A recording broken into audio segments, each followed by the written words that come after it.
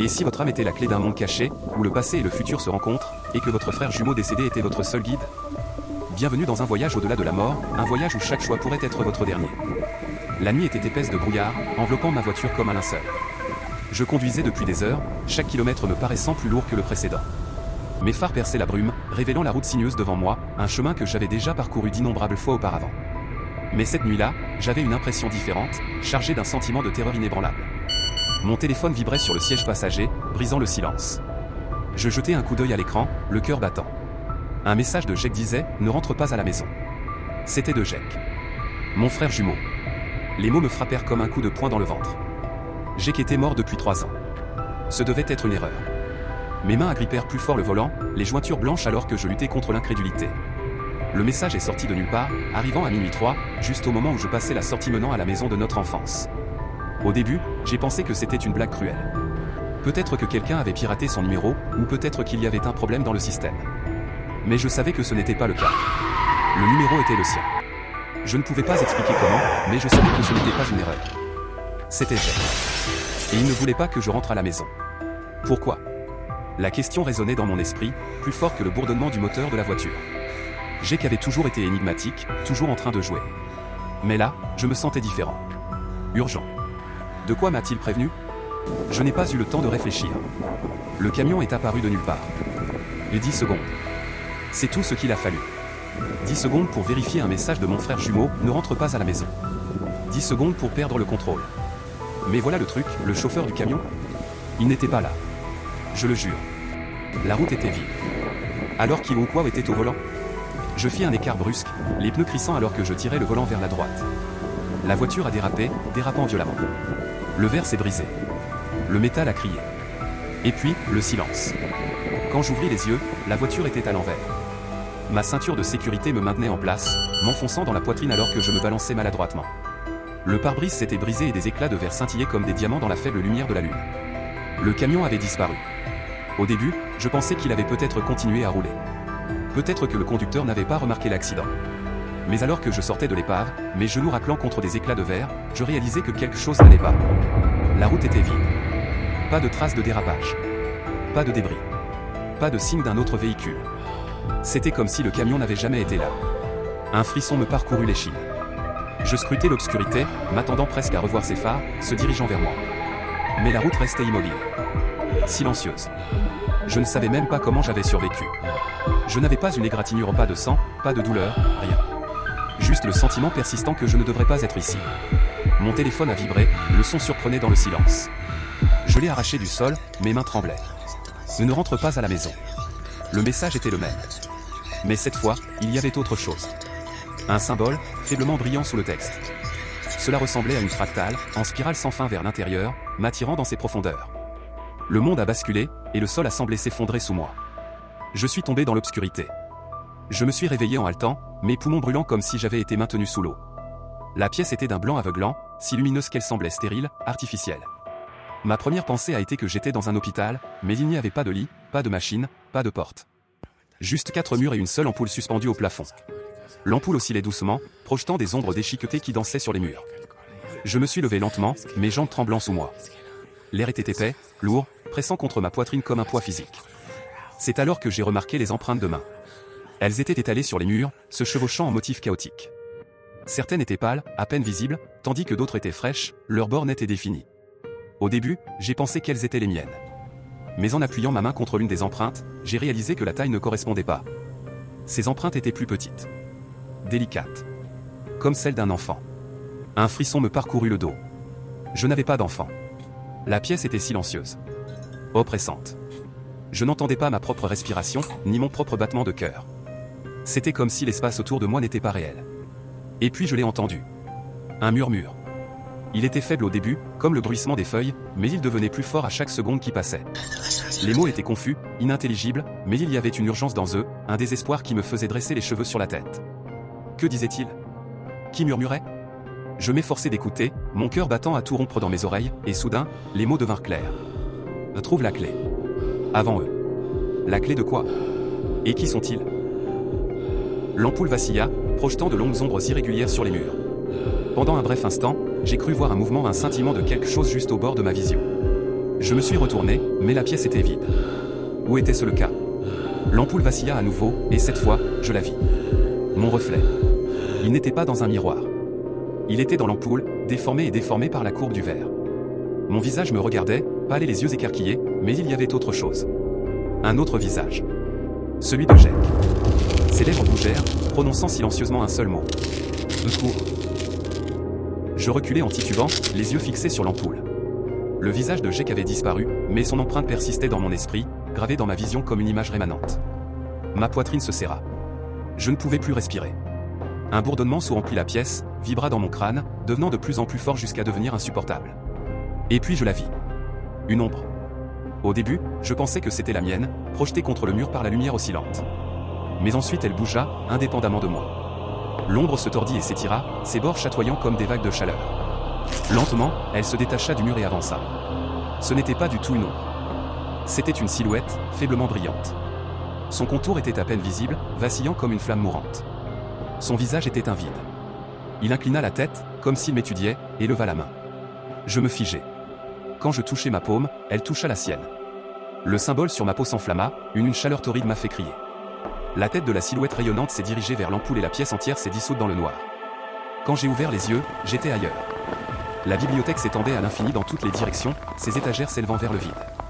L'air était chargé d'une odeur de vieux papier et de cuir, et le silence était absolu, oppressant. J'ai erré entre les étagères, mais pas étouffé par l'obscurité. Les livres étaient anciens, leur dos craquelé et décoloré, mais chacun portait un nom. Mon nom. Je tendis la main vers l'un d'eux, attiré par une force invisible. Mes doigts effleurèrent la couverture en cuir et une décharge électrique me traversa. Le livre s'ouvrit dans mes mains, ses pages remplies de textes qui scintillaient et se déplaçaient au fur et à mesure que je lisais. C'était mon histoire. Le premier chapitre racontait ma naissance. Le deuxième, mon enfance. Le troisième, le crash. Mais le dernier chapitre était vide. Une voix siffla à mon oreille. Écrit à fin. Où ils le feront. Je me retournai, mais il n'y avait personne. Un stylo apparut dans ma main, froid et lourd. Sa pointe brillait d'une substance sombre et visqueuse. Du sang. J'essayais d'écrire, mais les mots se tordaient et se contorsionnaient, se réorganisant en une seule phrase. Le premier sacrifice. Mon cœur s'emballa lorsque je refermai le livre. C'est alors que je le vis à un autre livre, séparé du reste, brillant faiblement. Son titre, Le premier sacrifice. Je l'ouvris. Le visage de Jake me fixait, figé de terreur. La page suivante montrait le symbole gravé sur sa poitrine, qui tournait en spirale sans fin. Ce n'était pas un suicide. Jake avait été assassiné. Un souvenir surgit, spontané. Jake avait consulté une thérapeute dans les mois précédant sa mort, le docteur Carter. Je l'avais rencontrée une fois, brièvement. Elle était polie, professionnelle, avec un sourire trop large qui n'atteignait jamais ses yeux. Maintenant, son visage me fixait depuis les pages du livre lumineux. Sous son image, un seul mot était gravé. Gardienne des clés. Le mot me fit frissonner. Qu'est-ce que cela signifiait? La bibliothèque sembla s'assombrir, des ombres s'infiltrant depuis les bords. Des pas résonnèrent quelque part au loin, de plus en plus fort. Je me retournai et elle était là. Le docteur Carter se tenait au bout de l'allée, son visage illuminé par la faible lueur des livres. Elle ressemblait exactement à ce dont je me souvenais, mais quelque chose n'allait pas. Son sourire était désormais plus large, s'étirant de manière anormale sur son visage. Ses yeux brillaient comme des éclats de verre brisé. La porte exige un sacrifice, dit-elle simplement, d'une voix calme, presque douce. Quelle porte? Demandai-je en reculant d'un pas. Son sourire s'élargit encore plus, de manière impossible. Tu verras. Avant que je puisse répondre, la lumière autour d'elle vacilla et elle se dissout dans l'ombre. La prochaine chose que je sus, c'est que j'étais de retour dans la salle blanche. Mais cette fois, je n'étais pas seul. Jake se tenait au centre de la pièce, trempé. Sa peau était pâle et gonflée, comme s'il avait été sorti d'un lac. Ses yeux étaient écarquillés, fixes et voilés comme du verre embué. Jake, murmurai-je. Il ne répondit pas. Je m'approchai d'un pas, le cœur battant. Jake, c'est moi. Que se passe-t-il? Quel est cet endroit? Lentement, sa tête se tourna vers moi, le mouvement peu naturel, comme une marionnette sur des fils. Ils ont menti sur la façon dont je suis morte, dit-il, sa voix déformée et gargouillante. Ils mentiront aussi sur toi. Qui ment? Jake, dis-moi ce qui se passe. Il leva la main. Le symbole sur sa paume était identique au mien, mais il se propageait, rampant le long de son bras comme des veines d'encre noire. Tu dois arrêter ça, dit-il. Brûle le symbole. Brûle le cycle. Avant que je puisse lui demander ce qu'il voulait dire, l'ampoule explosa, plongeant la pièce dans l'obscurité. Je me réveillai dans ma voiture. Le message de Jake illumina mon téléphone, ne rentre pas à la maison. L'accident se déroula exactement comme la fois précédente. Le camion apparut de nulle part, ses phares aveuglants. Cette fois, je ne déviai pas. L'impact fut paisible. Et puis je fus de retour dans la salle blanche. Les boucles continuèrent. Encore et encore, je revivais le crash, la salle blanche, les murmures. Mais à chaque boucle, les détails changeaient. Une fois, la silhouette lumineuse avait disparu. Une autre fois, le fantôme de Jake pourrissait, des asticots sortaient de sa bouche. Dans une boucle, le docteur Carter n'avait pas de visage. Dans une autre, la bibliothèque était en feu, les livres hurlaient en brûlant. Et puis il y avait les miroirs. Ils apparurent dans la salle blanche, reflétant toutes mes morts. Chaque crash, chaque échec, chaque version de moi-même. Mais un reflet était différent. Il me montrait, plus vieux et marqué, tenant un pistolet sur la tête du docteur Carter. Mon reflet prononça 2 mots. « Tu es là ». Le fantôme de Jake révéla la vérité en fragments, comme des pièces d'un puzzle éparpillées dans les boucles. « Les gardiens des clés ne sont pas humains, dit-il. Ce sont des vaisseaux. Des marionnettes pour quelque chose de plus ancien. Plus affamé. Que veulent-ils ? Demandai-je. La porte, répondit-il. Ce n'est pas une porte. C'est toi. Le symbole sur ma paume s'est enflammé, se répandant sur tout mon corps. Je pouvais le sentir me changer, me transformer en quelque chose d'autre. Ils attendaient, dit Jake. Toi. Le pont parfait. La porte n'était pas un lieu. C'était moi. Et les gardiens des clés voulaient m'utiliser pour faire passer quelque chose. La boucle finale. Tout s'est effondré. La pièce blanche s'est effondrée, révélant un vaste vide noir. Les gardiens des clés ont émergé de l'obscurité, leurs yeux fractales brillants. Le docteur Carter s'est avancé, tenant un poignard gravé du symbole. La porte doit s'ouvrir, dit-elle d'une voix respectueuse. Le fantôme de Jake hurla, tu es là. Tu es là maintenant. Mais ses yeux, c'étaient ses yeux. J'ai hésité. Le poignard vibrait dans ma main, avide de sang. Fais-le, supplia Jake. Ou la porte nous emmène tous. Mais les ombres se déplaçaient maintenant indépendamment, murmurant des vérités que je ne voulais pas entendre. Jake n'était pas réel. Il ne l'avait jamais été. Moi non plus. Nous étions des constructions, des fragments d'un tout plus grand. La porte n'était pas une porte, c'était la conscience. Et les gardiens des clés l'avaient alimentée pendant des siècles. Tu es le pont, dit le docteur Carter. La dernière pièce. Je plantai le poignard dans ma propre poitrine. Je me réveillai, désorienté et confuse. Alors que je sortais en titubant de la voiture, le brouillard commença à se lever, révélant un monde qui me semblait à la fois familier et étrange. Je regardais autour de moi et le monde me parut plus lumineux, plus vivant. Pas d'accident. Pas de secte. Juste la maison. Jake était vivant, préparait le petit déjeuner, fredonnait pour lui-même. La cuisine sentait le bacon et le café, une routine matinale normale qui semblait surréaliste après tout ce que j'avais vécu. Mais quand il se retourna, je le vis. Le symbole fractal, faible mais brillant, près de son poignet. Il ne l'a pas vu. Aucun d'eux ne l'a vu. Mais au fond de moi, je savais que ce n'était que le début. La porte avait disparu. Mais le symbole restait. Et il observait et attendait. Dans un quartier calme, un enfant était assis dans un bac à sable, fredonnant doucement. Il dessinait le symbole fractal dans la terre, encore et encore, ses petits doigts traçant les spirales. L'enfant leva les yeux, capta mon regard et sourit innocemment.